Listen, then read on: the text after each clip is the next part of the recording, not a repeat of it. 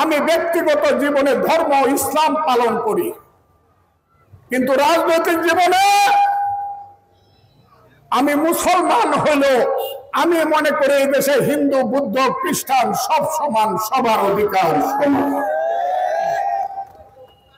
কারণ রাজনৈতিক জীবনে হিন্দুর সমস্যা, 1 কেজি চাউলের দাম মুসলমানের জন্য যখন যেমন 50 টাকা, হিন্দুর জন্য 50 টাকা, নাকি 1 টাকা বেশি? আল্লাহ তো হিন্দু মুসলমানকে 2 নজরে দেখে না, আমি দেখবো কেন? হ্যাঁ, আল্লাহ তো বলছে আলহামদুলিল্লাহি রাব্বিল আলামিন, আমি হলাম সমস্ত বিশ্ব ব্রহ্মাণ্ডের প্রভু। আল্লাহ তো বলে নাই আলহামদুলিল্লাহি রাব্বিল মুসলিমিন, আমি শুধু মুসলমানের প্রভু। বিজলি কেবলস এর স্কিন কোটেড ইনসুলেশন আগুন প্রতিরোধী। বিজলি কেবলস, নিরাপদ আজীবন। তাহলে পৃথিবী তো নস্যি, ছোট জিনিস, ডিমের আকার। এই সারা মস্ত বড় পৃথিবী, হাজার হাজার কোটি পৃথিবী, আল্লাহ তো সব সৃষ্টি করছে। এটা বিশ্বাস করেন কারা? এটা হাত তুলেন তো দেখি। আল্লাহ শুধু অন্য কেউরে সৃষ্টি করছে না, শুধু মুসলমানরা সৃষ্টি করছে। এইটা হাত তুলেন তো দেখি।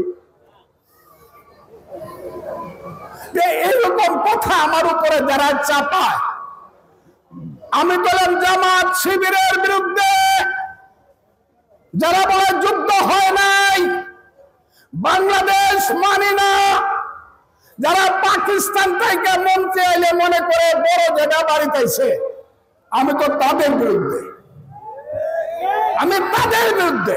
জামাত ইসলামের সাথে আমার কোনোদিন বিরোধ ছিল না, কিন্তু 5ই আগস্টের পরে জামাত ইসলাম যখন বলছে যে আমরা কি শুধু গণতন্ত্রের জন্য যুদ্ধ করে হাসিনাকে নামাইছি ইলেকশনের জন্য, আমরা নতুন ভাবে রাষ্ট্র করব। কি রাষ্ট্র করবে? জামাত বলছে 47 হইল স্বাধীনতা, আর 24 হইল স্বাধীনতা, 71 হইল গন্ডগোল। 71 কিছু না, এটা ইন্ডিয়া হিন্দুরা গন্ডগোল লাগাইছে, এটা কোনো মুক্তিযুদ্ধ না। 2 দিন 3 দিন সহ্য করছি, যখন দেখছি হারামজাদা আওয়ামী লীগ তো পালিয়ে গেছে, এই রাত এইসব বাজে কাজ করে দেশ ছেড়ে চলে গেছে। এই যে মসজিদ আছে, এই মসজিদের ইমাম সাহেব, আজকে তার পিছনে আমি শুক্রবারে নামাজ পড়লাম, কি সুন্দর উনি খুতবা বললেন, কি সুন্দর উনি নামাজ পড়াইলেন। এখন উনি যদি একটা রেপ কেসে পড়ে জেল হয়ে যায়, তাহলে রায়টুটি রাজির মানুষ এই মসজিদে আর নামাজ পড়তে আসবেন না নাকি?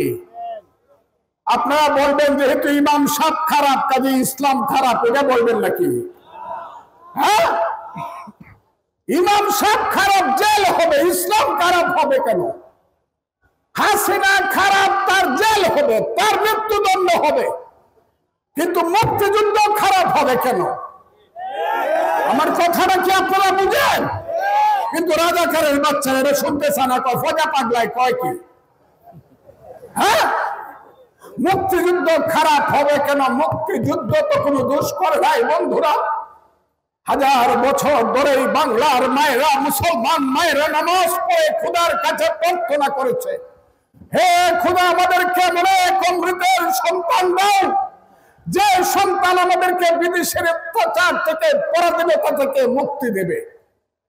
1000 বছর ধরে বাংলার হিন্দু মায়েরা সন্ধ্যাবেলায় তুলসী তলায় প্রদীপ জ্বালিয়ে ভগবানের কাছে প্রার্থনা করেছে, হে ভগবান আমাদেরকে এমন এক অমৃতের সন্তান দাও, যে সন্তান আমাদেরকে বিদেশিদের হাত থেকে, নীল সাহেবদের, ইংরেজদের অত্যাচার থেকে মুক্তি দেবে। শত শত বছর যাবত আমার মায়েরা, বোনেরা কেঁদে কেঁদে ছড়া বলেছে, ছেলে ঘুমালো, পাড়া জোড়ালো, বর্গিয়ে দেশে, বুলবুলিতে ধান খেয়েছে, খাজনা দিব কিসে, ধান ফোরালো, পান ফোরালো, খাজনার উপায় কি? আর কতদিন সবর করে অসুখ মরেছি।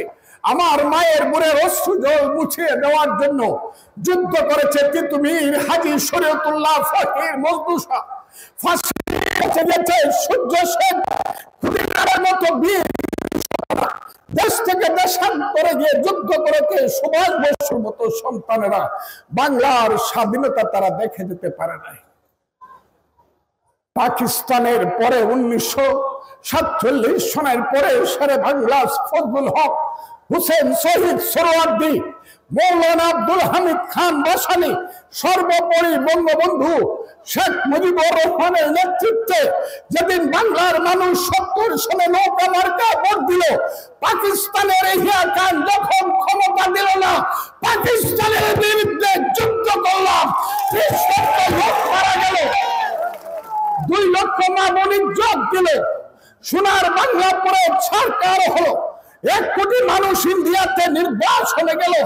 আমার মতো 23 বছরের ফজলুর রহমানরা যুদ্ধে যুদ্ধে বাংকারে থেকে থেকে যুদ্ধ করলাম, দিনের পর দিন, মাসের পর মাস, আষাঢ় শ্রাবণে বৃষ্টি ভরা রাতে পাঞ্জাবের বুকে টিয়ার টিপলাম, স্বপ্ন দেখলাম দেশ যদি স্বাধীন হয় পাঞ্জাবি চলে যাবে, বাংলার পূর্বাকাশে ঝলমল করে স্বাধীনতার রক্তিম সূর্য উঠবে, সেই দেশে, স্বাধীন দেশে বাঙালি আমরা বাস করতে পারবো।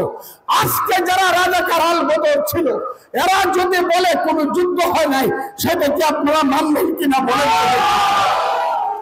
আমি তো এই কথাটাই বলি, যুদ্ধ হয়েছে। মুক্তিযুদ্ধে কারা কারা বিশ্বাস করেন তারা হাত তুলেন তো। মুক্তিযুদ্ধ কারা কারা হাত তুলেন? হাত তুলেন, একটা হাত তালি দেন।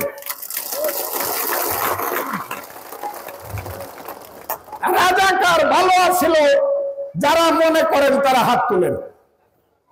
রাজাকার ভালো আছিল, হাত তুলেন। কই একটা হাত তো উঠে না। হ্যাঁ, আমি তো সেই কথাটা বলি যে মুক্তিযুদ্ধ ভালো ছিল, রাজাকার খারাপ ছিল।